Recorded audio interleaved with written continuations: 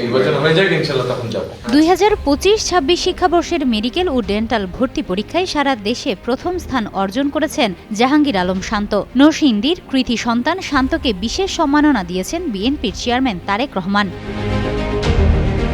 বুধবার রাজধানীর গুলশানে বিএনপি চেয়ারম্যানের রাজনৈতিক কার্যালয়ে শান্তর হাতে একটি ক্রেস্ট তুলে দেন তিনি। এ সময় শান্তকে আন্তরিকভাবে অভিনন্দন জানিয়ে তারেক রহমান বলেন, তুমি শুধু তোমার পরিবারের নয়, সারা বাংলাদেশের গর্ব। ক্রেস্ট দেওয়ার সময় তারেক রহমান শান্ত ও তার বাবার সঙ্গে কিছুক্ষণ কথা বলেন। কথোপকথনে শান্ত নিজের জন্য দোয়া চান এবং তারেক রহমানকে তার গ্রামের বাড়িতে যাওয়ার আমন্ত্রণ জানান। জবাবে তারেক রহমান বলেন, ইনশাল্লাহ যাব। এরপরে যখন আরেকটা বেস্ট রেজাল্ট করবে তখন ইনশাল্লাহ আমাকে ফোন দেবে। ফোন করে আমাকে কি ডাকবে, বলবে যে আঙ্কেল আমি এই রেজাল্ট করেছি।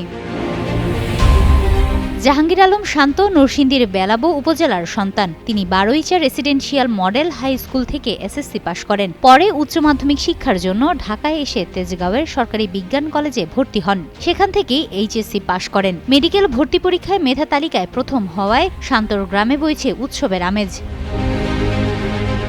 হিমাতুল জান্নাত, যুগান্তর নিউজ।